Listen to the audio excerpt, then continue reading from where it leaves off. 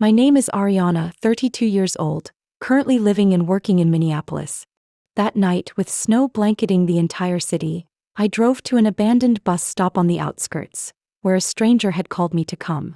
My grandmother, Evelyn, was slumped under the wind-blown shelter, her hair matted from melting snow, her hands clutching a damp piece of paper.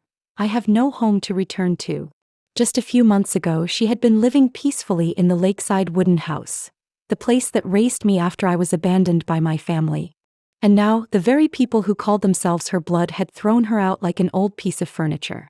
Have you ever felt powerless watching the person you love most be cast aside? If you've ever witnessed injustice within your own family, leave a comment, hit like, and subscribe to the channel. Because what happened after that was even crueler than the storm that night. I still clearly remember the night she first brought me home. I was 7, my hair a mess, my clothes covered in dirt after being locked outside by my mother for spilling a glass of water on the carpet. When Grandma Evelyn appeared at the gate, the headlights from her old car lit up my face. I thought I was dreaming. But no, she had really come. Without a word of blame, she knelt before me, opened her arms wide and whispered, "Are you cold, Ari? Come home with me." We went straight from that house to a completely different world. A small wooden home by a lake in the suburbs of Duluth. That night, snow also fell, but it was a different kind of snow. Silent, enveloping, like it wanted to cover every wound inside me. She laid me in bed, tucked me in carefully, and handed me a mug of hot cocoa with tiny marshmallows on top. The scent of cinnamon drifted through the air. I fell asleep to the sound of wind chimes she had hung in the attic, the soft tinkling like her whisper, soothing me. I grew up in that house where every corner held a gentle memory. Evelyn never talked much about her son, my father. Only once did I ask, "Why doesn't Dad ever visit us?" She looked at me for a long time and then softly replied, "Because some people we have to learn to love from afar, Ari. But I choose to stay close to you." She planted wisteria vines around the porch, tended them every morning with an old straw hat tilted on her head. When I learned to read, she taught me by turning pages of children's books, her hands trembling slightly, her voice slow but endlessly patient. I remember her voice as she read the last line of Charlotte's Web. It is not often that someone comes along who is a true friend and a good writer. Charlotte was both. I didn't fully understand it then, but I felt the warmth in the way she read. Every night before bed, she would gently knock on my door and ask, "Want me to lie next to you?" Though I grew older with each winter that passed, I always nodded. She would climb into bed, pull the blanket up to our chests, and hold me tight. She never said, "I love you," in a flashy way, but that hug was always enough to let me know I wasn't alone. When kids at school teased me for wearing old clothes, she was the one who taught me how to sew. "Clothes don't have to be new to be beautiful. They just need to be clean and yours," she said while threading a needle. She taught me how to boil eggs without cracking them, how to hang sheets out to dry on sunny mornings, and how to peel ginger for tea when I caught a cold. She gave me a small, peaceful, and complete world, even when no one outside cared about the two of us. What I remember most are the summer days when she pedaled me to the lake. We'd sit on a wooden bench under the willow tree and share a strawberry ice cream cone. Every time we finished, she'd wipe my mouth with a napkin and say in a voice soft as the breeze, "Life won't promise to be easy, but if you learn to love the little things, it won't feel so bad." It was in that house that I learned to write my first words. Learned to believe someone wouldn't leave me. Learned that I was worthy of love. When I turned 18 and got a full scholarship to college, she only said one thing after reading the acceptance letter. She held my hand, her eyes glistening, "Don't forget who you are and where you come from." And I didn't. Even now, when I saw her curled up on that freezing stone bench in the snow, I remembered every word she'd said, every look she gave me during the years I couldn't yet stand on my own. I used to believe that home was where someone waited for you. But I've come to realize that home is also where you're willing to return, to bring back the one who once waited. My one-bedroom apartment isn't fancy. The kitchen is small, the floor creaks with every step. But that night, when I wrapped her in a thin fleece blanket, when I touched her frozen hands and could do nothing else but make her a hot cup of tea, I realized I had returned to the lakeside home, not in space but in the love I once received. She didn't say much. Just looked at me for a long while, then gently nodded. That look told me more than words ever could. "I'm still here. And you're still my little Ari." I pulled a chair close, sat beside her. Outside the snow kept falling. But inside me something had just been warmed again. And I knew I would do whatever it took to reclaim what she deserved. Not for that house. But for one reason only: she was the only person who never left me. I discovered everything one afternoon in March, while washing glasses in the kitchen. I saw her by the window, her hand trembling as she held a thick brown envelope. The fading daylight through the curtain made her face look pale, but her eyes were still bright. She stayed silent for a long time before finally calling me over, her voice hoarse like she'd been keeping it in for days. "Ari, can you read these papers for me?" I dried my hands and sat beside her. The envelope had no sender, just a scribbled note on the back. Completed. Keep copy. I opened it, and less than a minute later, it felt like a stone had dropped on my chest. In my hands was a fully notarized property transfer with Evelyn's signature. The entire lakeside house, along with the remaining savings in the Duluth Community Bank, had been signed over to Martin Kinsley, my uncle, someone I had never trusted, never been close to. I read it over and over, then looked up at her. "When did you sign this?" She didn't answer right away. She gazed out at the icy yard, then exhaled slowly. "I don't remember. Maybe in the hospital. After the stroke." I clenched the paper, the printed words digging into my palm. "Did they tell you what it was? Explain anything?" She shook her head. "The doctor gave me a sedative, said I had an MRI the next day. When I woke up, someone handed me a few forms, said it was just insurance paperwork. I didn't really read. My eyes were so blurry then. I couldn't believe it. That house, the home of memories, of warm winters where she raised me, had been signed away like surplus property. And the one who did it was her own son. Martin had never been kind to her. Even when I was young, I saw how rarely he called, how even rarer he visited. And whenever he did, he acted rushed, irritable, always calling her stubborn or stuck in the past. But I never imagined he could do this. I called him immediately. He answered after a few rings, his voice calm like he was answering a work call. "Ariana, what's going on?" I kept my voice steady. "I just read the transfer. She doesn't remember signing it. Did you give it to her while she was on medication?" Silence. Then he responded lightly, like talking about the weather. "She's not as sharp as she used to be. That house has too many hazards. I'm just doing what's best for her." "By taking everything from her?" He sighed, clearly losing patience. "You're overreacting. You don't understand elder care. At that age, decisions sometimes need to be made for them." Linda and I agreed. I clenched the phone so tightly my knuckles went white. "Agreed? What right do you two have to agree? She's still lucid. He still reads. She still remembers every meal I cook." Martin chuckled dryly. "Then maybe you should also remember she nearly burned the house down last year. No one pressed charges because you lived nearby. But don't let emotions blind you." I said nothing more and hung up. The numbness stayed in my chest. But it didn't end there. 2 days later, I came home after a shift at the medical center and saw her sitting curled on the edge of the sofa, clutching a small cloth bag. Her face was blank, her eyes had lost their light. "Last night," she said, "Martin came. Linda. They said I couldn't stay here anymore. That they had documents proving I was mentally unfit. They called it a legal solution to keep me safe." I knelt in front of her, holding her frail shoulders. "You're here. With me. No one has the right to take you away." She didn't cry. But for the first time, her eyes were full of tears. I asked Martin just one question. "Did you ever think about the day I brought you home from the orphanage?" He looked at me and said, "You should live in reality. Stop dragging up emotional stuff to manipulate people." Hearing that made my whole body go cold. I knew Martin was cold-hearted, but I never imagined he could be that cruel. The next day, I went to my grandmother's former attorney in downtown Duluth. His name was Harold Green, over 70 but still sharp as ever. After I explained everything, he slowly nodded, frowning as he examined the deed transfer. "That's Evelyn's signature," he said, "but I wasn't present when she signed it. And if she signed it under the influence of sedatives, it could be considered invalid. But that would be very hard to prove without something concrete. What if they used that to force her out?" I asked, my voice tightening. He looked up at me, thoughtful. "Then you need to find evidence. Not for the house. But for the dignity of the woman who raised you." I nodded. And from that moment I knew this was only the beginning.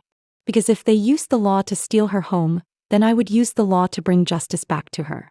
Not through tears, but through the truth. After meeting with Harold, I knew I couldn't take legal action right away. But one thing was certain: she couldn't go back to that house. Not after what they had done. I took unpaid leave from the community health center where I worked. My co-workers looked concerned, but I couldn't say much beyond one short line: "My family needs me." My apartment had only one bedroom. I'd always thought it was enough for me. But now everything felt cramped. Not because of the furniture, but because my heart had never prepared to welcome back an old pain in the form of the woman who once sheltered me. I cleaned quickly, pushed 2 chairs together to make a temporary bed, laid down clean sheets, opened the window to let in light.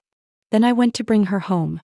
When I arrived at the temporary care facility where they had left her, she was sitting quietly in a chair by the wall, her face completely pale. Linda had dropped her off after signing the transfer without a word of goodbye. A nurse told me she hadn't eaten lunch.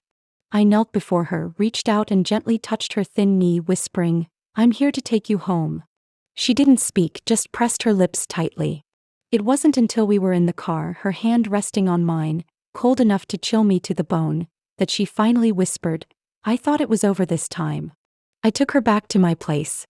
3rd floor walk up, no elevator. I supported her step by step, listening to her breathing grow heavier with every stair. At the door, she paused for a long time, looking around like she wasn't sure if this was really where she was supposed to be. I pulled out a chair for her, poured a cup of warm water, and helped her into a sweater the way she used to dress me when I was little. She sat quietly, hands clasped tight. That night, I set up a mattress for her on the floor, right beside my bed. As she slept, I lay on my side, staring up at the ceiling. Her quiet, thread-thin breaths filled the room. I knew she wasn't just tired from age or illness. It was the hurt. The kind that came from being rejected by your own child. And not everyone can bear that truth. The next morning, I got up early to make ginger carrot soup. The scent filled the small kitchen. She sat at the table silently slicing bread. Neither of us spoke. But the silence wasn't heavy, just sad. After breakfast, I started clearing out the old corner of the room where I stored books and unopened boxes. I needed to make space for her. When I pulled an old armchair away from the corner, I heard a faint clattering sound from inside the cushion. Curious, I removed the lining under the chair. A small walnut-colored wooden box appeared, dusty but carefully wrapped in an old handkerchief. I turned and looked at her. She glanced up when she saw me holding the box. Her expression didn't change, she just gave a slight nod. "Open it. It's been there a long time." I placed the box on the table and opened the lid. Inside was an old cassette tape, a folded letter, and a thin gold ring. I picked up the tape. No label. But I recognized it immediately. It was the same kind she used to record bedtime stories for me when I was little. I set it aside and opened the letter. The handwriting was shaky, but it was clearly hers. "My dear Ariana, if you're reading this, it means I no longer have my home. I wrote this letter on a sleepless night after Martin spoke to a doctor I had never met. They whispered in the kitchen, but I heard them. I didn't dare tell anyone. Not because I was afraid, but because I was ashamed. I once believed I could raise a kind man. But at the end of my life, I realized there are some mistakes that time cannot fix. If you're still with me, if you haven't left, then I'm sorry I couldn't protect the house the way I protected you. I'm leaving you this tape. Not because it's major evidence, but because it holds the truth. Whether anyone believes it or not, the truth deserves to be kept. And my wedding ring, I want you to have it. Not for its value, but because I trust you're the only one who still remembers who I used to be." I sat still, clutching the edge of the letter. My breath caught in my throat. I looked up at her. She wasn't crying, but her lips trembled. "What's on the tape?" I asked softly. "The first conversation between Martin and that doctor. When they thought I was asleep. I hid the recorder in the sugar jar." I didn't say another word. I ran to my room, pulled out the old cassette player I'd kept for vintage music. The tape still worked. I loaded the batteries, pressed play. Static came through first. Then a man's voice I recognized filled the little speaker. "I need a declaration that she's legally incompetent. Just one document. I'll pay your rate." I turned to look at her.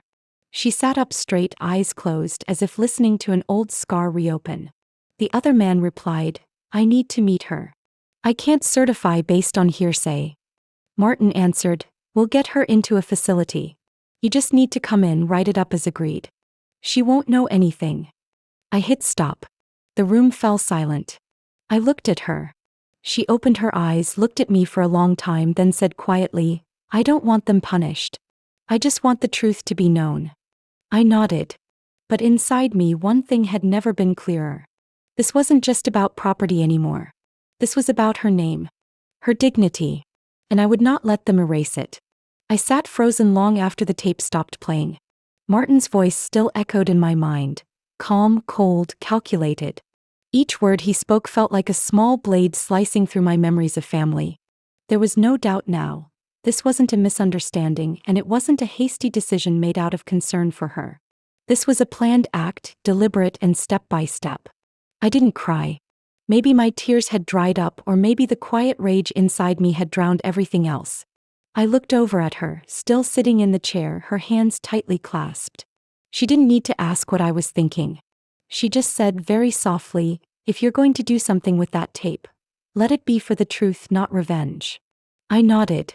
"I'm not seeking revenge, Grandma. I just want to make it right." That very night, I grabbed my laptop, connected the old tape player, and copied the recording into an audio file named voice_1.wave. I made 3 copies.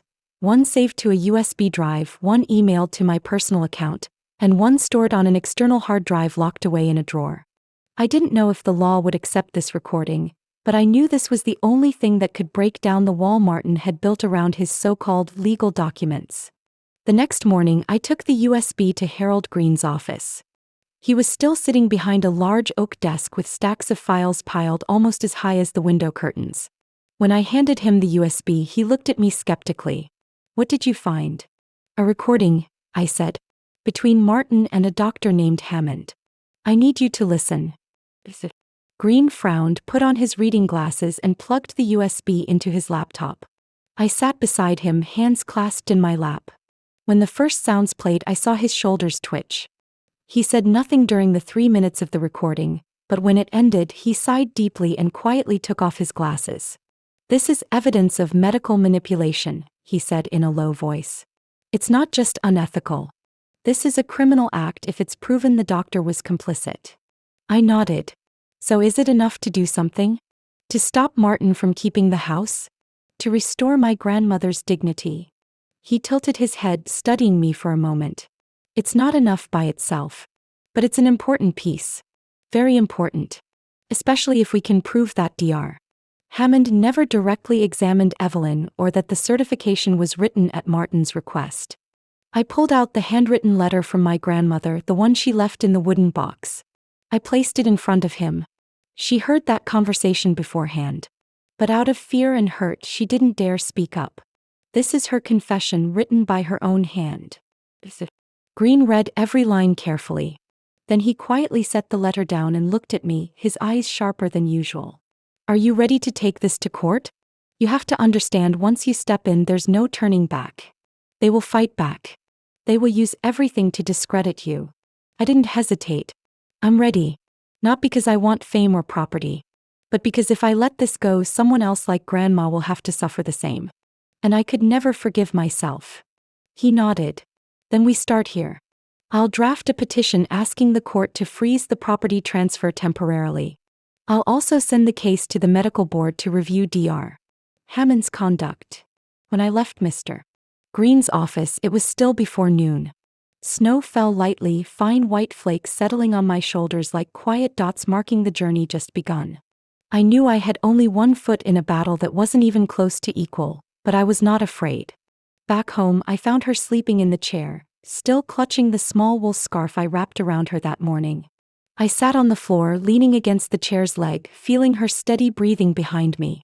I opened my phone and typed a note. Start date, March 15th. Audio recording. Handwritten letter. USB storage. Harold Green, lead attorney. Goal: suspend property transfer. Restore Evelyn Kinsley's dignity.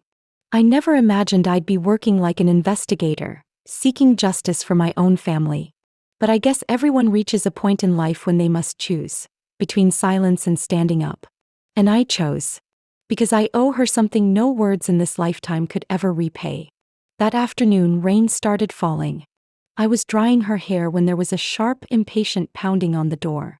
She looked up at me, worry flashing in her now clouded eyes. I put down the towel, walked to open the door without peeking through the peephole. I already knew who it was. Martin stood there, his long black coat soaked with rain, leather shoes speckled with mud, still neatly dressed as if he'd just left a lawyer's office. But his eyes were different, a coldness lurking beneath his usual confidence. He didn't smile or nod hello. "Can I come in?" he asked, but didn't wait for an answer. His foot slid past me, leaving a wet trail on the wooden floor like an uninvited mark. I closed the door, keeping my distance. Evelyn remained seated, not turning her head, but I knew she heard. She lowered her head slightly, hands trembling as they clasped together. Martin glanced around the small room, snorted softly, then spoke evenly, his voice never dropping. "So this is where Mom's staying? This makeshift birdcage?" Kept my tone calm. "It's warm enough, quiet enough. And most importantly, she isn't being deceived here." He spun around sharply, voice low and menacing. "I know what you're doing. Don't think I don't have eyes and ears. Since you filed to freeze the property, I've known." I didn't respond. Just stood looking him in the eye. Martin's gaze was like a dull blade, not sharp but still able to draw blood if held long enough. He stepped closer, stopping just a foot away. "I'm here to warn you. If you keep interfering, I'll sue you for elder isolation and interfering with lawful guardianship. The law is on my side, Ariana. And I won't hesitate to take you to court." I took a deep breath, standing my ground. "I'm not isolating her. I'm protecting her. And you're trying to cover up what you did. If you have nothing to fear, why come here to threaten me?" His face tightened for a moment, then returned to its usual coldness. He looked at me, no longer angry but contemptuous. "How strong do you think you are in this? A contract nurse, living in a rented apartment, fighting against someone with a private attorney, with property records and medical files proving your mother is no longer competent? Who do you think will believe you?"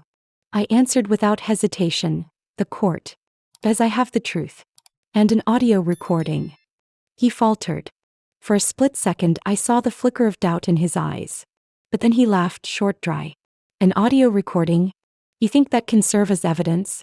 This state's courts aren't easily swayed by some secret kitchen recording." "Try me," I said flatly. He stepped back, straightened his collar and walked out. Before leaving, he turned his head and said in a low, cold voice, "You'll regret going against family." I said nothing. I stood there watching him leave, the sound of his shoes striking the hallway floor and the rain echoing so clearly that Evelyn shivered softly. When I turned back, she was still sitting quietly, eyes downcast. I sat beside her. "Are you okay?" She nodded faintly, but her lips stayed tight. After a moment, she said softly, "He never looked at me like that before. Like I was a debt he had to erase at all costs." I squeezed her hand gently. "I won't let him do anything more. I promise." But just as I finished, my phone vibrated. An email had just come from the Ramsey County Court. Subject: Notice of Hearing. Request to restore guardianship of Martin Kinsley over Evelyn Kinsley. I read it carefully. The preliminary hearing would be within 7 days. Martin had acted faster than I thought. I looked at her. She was watching me closely, and I knew she understood without a word. I exhaled slowly. They filed. Martin wants to regain guardianship.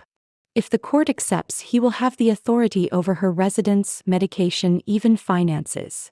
She said nothing, but her eyes softened. "If you feel overwhelmed, Ari, I will understand if you stop." I held her hand tighter, voice catching. "No. I won't let them have any more chances. Because she never stopped caring for me. Now it's my turn." The rain outside kept falling steadily. But I knew with every drop on the roof my resolve grew stronger. I wasn't just a granddaughter protecting her grandmother anymore. I was the only witness to a truth others tried to bury with papers and threats. And I would never be silent again. I arrived at Ramsey County Courthouse on a gloomy morning. The wind blew fiercely, slipping through the collar of my vest like a silent warning. Evelyn couldn't come with me in her current health, but I carried one of her old wool scarves, folded neatly in my jacket pocket as a calming token. I wasn't walking in there alone. Courtroom number 4 was smaller than I expected, but the air inside was thick with pressure. I saw Martin and his wife Linda, seated across the room. Martin wore a dark gray suit, hands neatly folded on the table, his face calm. Linda kept her gaze down, whether avoiding eye contact or out of fear I couldn't tell. My lawyer, Amelia Brooks, sat beside me. She was a slender woman in her 40s with eyes sharp as a scalpel. When I gave her the recording a week ago, she simply said, "I've handled bigger cases than this. We have a way forward." The judge, Helen Monroe, had silver hair pulled back into a bun and a stern but not cold expression. As she held the first file and glanced over the room, I felt as if all sounds stopped. The hearing began with Martin's presentation. His lawyer, a man named Clifford Mason, spoke in a deep, slow, measured voice. They presented a new will created less than 4 months ago, leaving all of Evelyn's assets to Martin, citing him as the only capable caretaker. I clenched my hands under the table, a cold sensation spreading to my fingertips. Amelia took the documents from the court clerk, flipping through the pages without changing expression. Then she quietly tilted her head and whispered to me, "The handwriting is forged. It doesn't match the older documents I reviewed. And the signing date? It's right after Evelyn suffered a mild stroke and lost fine motor control." Judge Monroe turned to Amelia and me. "Ms. Brooks, your response." Amelia stood, voice clear and coherent. "Your Honor, my client believes the will submitted by the plaintiff is invalid because it was created during a period when Evelyn Kinsley was physically impaired and unable to sign as shown. Furthermore, we have an audio recording of a conversation between Martin Kinsley and a doctor named Hammond revealing intent to manipulate and legally control Evelyn's assets." A hush fell over the room. Clifford curled his lip. "We object to the use of an unverified recording. It was secretly made, time and place unknown, and without consent." Amelia remained calm. "We will provide digital proof showing the recording is unedited, including original storage time and location. Additionally, my client possesses samples of Evelyn's handwriting from years ago to compare with the forged will." The judge nodded slowly. "I will consider the request for handwriting verification. As for the recording, both parties must submit an audio analysis report before the main hearing." Martin sat motionless, but I noticed his fingers tapping rapidly on the table, a nervous tic he couldn't control. I'd seen it before as a child. Whenever Evelyn questioned him, he'd tap like that. During recess, I stepped into the hallway for air. Amelia came with me, still holding files. "The new will is their ace, but we didn't come here unprepared. If the handwriting is forged, we'll prove it. If the recording is authenticated, Martin can't deny it. Next step, find witnesses." I asked, "Who do you think we can call?"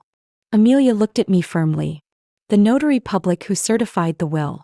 If they weren't present when Evelyn signed or can't clearly remember, the will could be voided." I nodded, feeling slightly relieved. But as I returned to the courtroom, I knew this was only the beginning. Martin was playing a long game, ready to throw any piece to keep what never belonged to him. Judge Monroe ordered a 3-day postponement for both sides to submit full verification documents. As I stood to leave, Martin's eyes locked onto mine.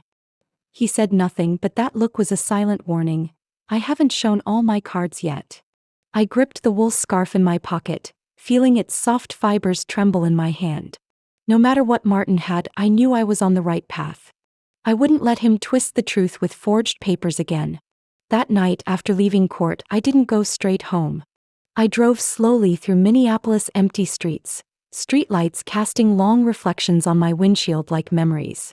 Martin's lawyer's voice echoed in my mind, talking about the new will, as if reading an order form.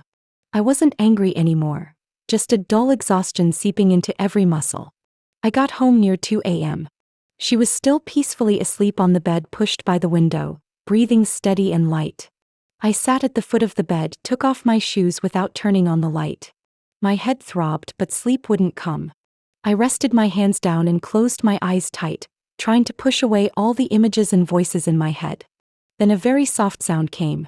At first, I thought I was imagining it, but when I opened my eyes, I clearly heard it. A slow, disjointed melody coming from under the bed. A simple tune with just a few notes, but so familiar it made my heart tighten. I bent down. In the dim light from the balcony, I saw a small wooden music box, faded but intact. It was the box she had kept for years, once resting on the dressing table in the lakeside bedroom. I remembered asking her, "What's inside, Grandma?"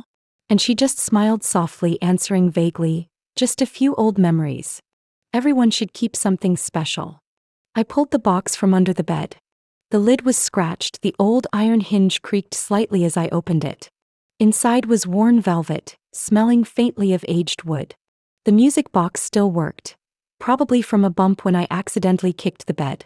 I was about to close it when I noticed the lining inside was slightly raised, as if poorly glued.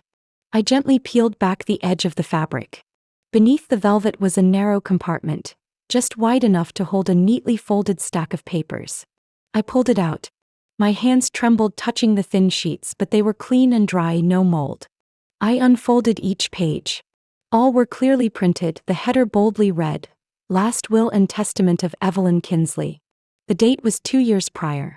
Her signature was at the bottom, slightly slanted but steady.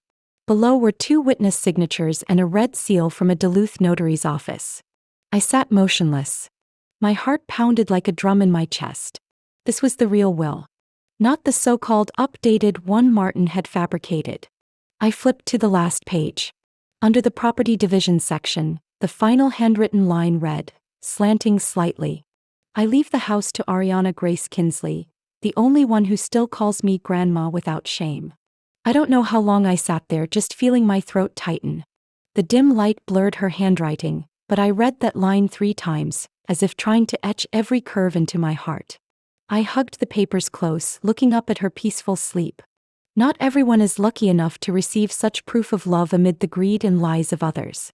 And now, amid legal noise, mocking laughter, and Martin's threats, she had quietly left her final answer, gentle and resolute. The next morning, I arrived at Amelia's office just as she finished brewing coffee.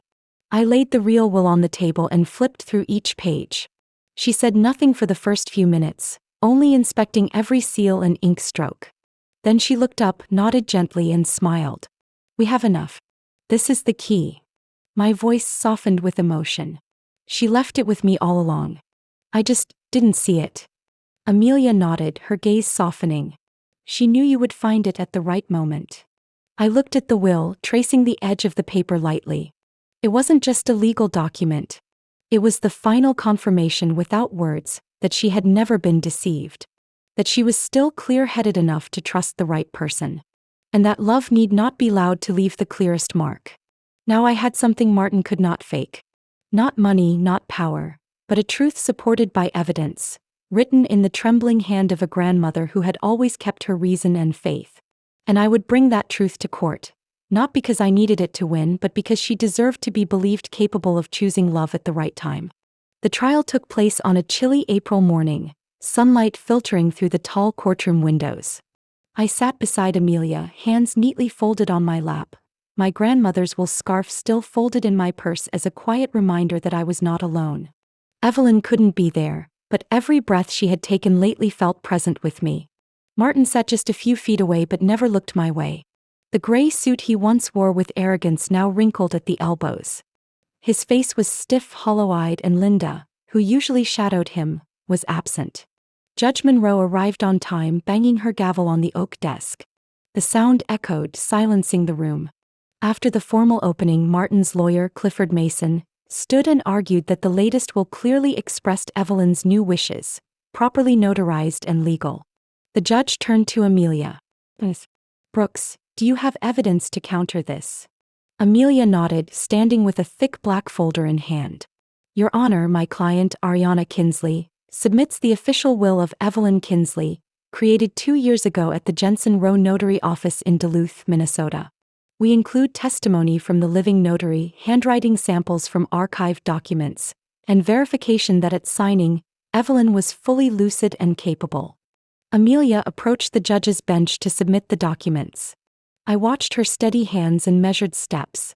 When Judge Monroe opened the will, sunlight caught the familiar slanted handwriting I had read countless times over the past week. I looked at Martin. He began shifting uneasily.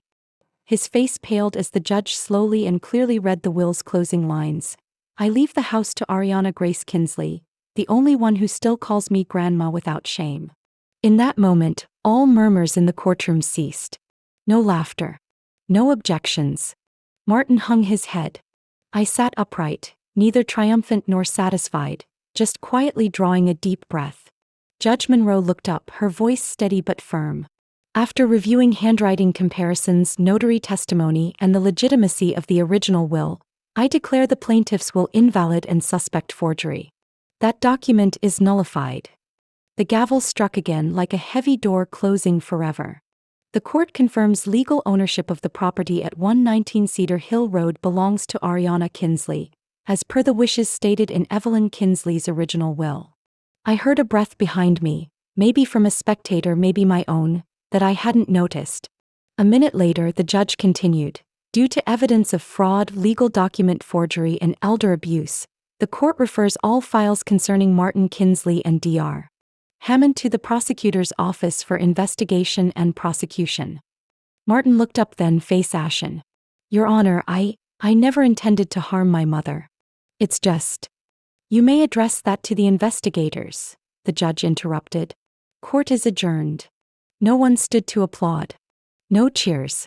But in my eyes, for the first time since she was forced from her home, a quiet peace flickered. As I left the courtroom, reporters were already gathered outside. A tall man raised a microphone, voice booming through a handheld speaker. Ariana, how do you feel about being awarded the house from the original will? Another shouted over, any words for Martin? Or for those caring for the elderly? I didn't stop. Didn't answer. Amelia stayed close, her look saying all that needed saying. I walked straight through the crowd, steady steps without looking back. I had no more words to add. Everything Evelyn wanted me to protect had been clearly spoken by her own hand. I was just the one bringing it to light. 2 days later, Evening News reported Martin Kinsley's arrest for document forgery and intentional guardianship abuse. Footage showed him entering a police car, face half covered by his sleeve, appearing on every local news broadcast. Linda appeared on television, eyes red and swollen, tears trembling as she stammered, I didn't know. I was just following his orders. I'm sorry, Evelyn. I'm sorry, Ariana. I didn't watch the whole thing. I glanced briefly, then turned off the TV. In my hand was the first handwritten letter Evelyn sent me when I went to college, still kept in the old envelope. She didn't say much, just one line. When you learn to speak up for what's right, you'll understand why silence can sometimes be a crime. I folded the letter and tucked it away, not to bury the past, but to always remember that some battles require no answer, only the truth. And that day the truth was finally heard. I returned to the lakeside house on an early summer morning. The water lay still, no ripple touching the shore. The wooden house stood silent, like how Evelyn used to stand among the flower garden every dewy morning. The glass windows were still fogged, the porch still tangled with last winter's dried wisteria vines. But when I laid my hand on the door handle, I no longer felt the chill. Evelyn passed away just 1 week after the verdict. She said no final words, sent no further letters or messages. She only held my hand tightly the night before, eyes fixed as if giving silent instructions, entrusting something to me. When I woke, her hand was cold, and I knew she left on her own terms. The house now belongs to me, legally and clearly, with no disputes. But I can't walk inside thinking it's mine. Though every brick, every door, every window evokes memories I lived through, I understand, this house was never just shelter. It was something greater. And now it's my turn to restore the meaning Evelyn once planted there. I began renovating the house almost immediately after the funeral. Not to keep busy and forget, but because I wanted to do something that would make her proud. I replaced old windows with larger panes to let morning light flood in. I kept the wooden porch but repainted it a soft ivory to brighten its weary look. The wisteria garden was carefully nurtured back to life. Under the old willow at the garden's edge, I added a bench, the very spot where she used to sit and read stories to me every Saturday afternoon. I named this place Evelyn's Haven, Evelyn's peaceful home. It's a small center, enough room for 8 elderly women. Not a nursing home. Not a locked facility. Just a place to rest, to recover, where someone once rejected can believe there's still someone waiting for their return. I didn't expand the scale. I didn't seek large funding. All expenses were covered by the remaining assets after the court completed the legal process. I kept nothing for myself except things that belonged to her: the red wool scarf, the wooden music box, and a white porcelain teacup chipped at the corner.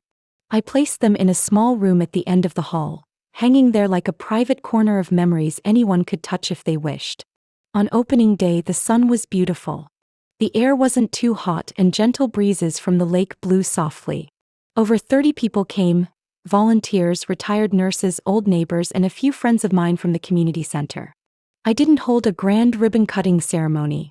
I simply stood on the wooden steps, sharing a few stories about Evelyn, about how she used ginger tea for colds, how she sang lullabies in her hoarse voice, and the time she took me across the lake on a windy afternoon just to point at the setting sun and say, "Beauty never needs explanation." People smiled softly, some wiped away tears. There was no applause. Only a gentle, full silence. As everyone wandered through the garden, a young volunteer, I don't recall her name, probably a social work student, quietly stepped onto the porch. She held a red scarf and hung it on a hook by the doorframe, right where Evelyn used to drape her towel after afternoons gardening. I was frozen for a few seconds. I stepped closer, touching the edge of the scarf. Soft, lightly frayed at the border with a small tear in the corner, Evelyn's scarf. I had kept it hidden in a drawer after she passed. No one knew. When I looked up, the young woman smiled. I found it in an old box labeled Evelyn. I thought maybe she'd want it here.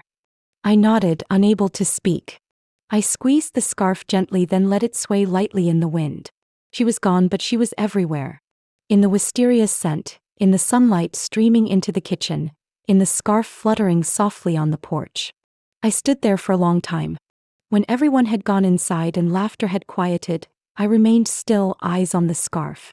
Not because I was lost in memories, but because I felt something clearly: she was free. And so was I. I didn't reclaim this house to live in it. I didn't need another roof over my head. I needed her to be remembered as she truly was. A woman not perfect, but who lived fully in love. I didn't reclaim property. I reclaimed the honor of the woman who taught me what unconditional love means. And today, the house has returned to its rightful place, in the hands of those who know how to listen, to protect, and to call an elder grandma without shame. Have you ever wondered, if one day your parents or grandparents lose their voice in the very home they built, who will stand up for them? Do you think love sometimes doesn't need to be loud, but just refuses to be silent when the truth is twisted? I don't wish anyone to go through what I did. But if my story makes you reconsider how you face your loved ones, how you respond to what seems reasonable on paper, but unreasonable in the heart, then I believe Evelyn is smiling somewhere. What do you think about my choice? What would you do if someone you love lost their voice just because of old age? Share your thoughts in the comments below. I listen to every story because I know everyone has an Evelyn in their life. And if you want to continue following honest stories, sometimes tearful but always full of hope for family, justice, and compassion, please subscribe. Because this journey isn't over. There are many more stories, many more homes waiting to be heard.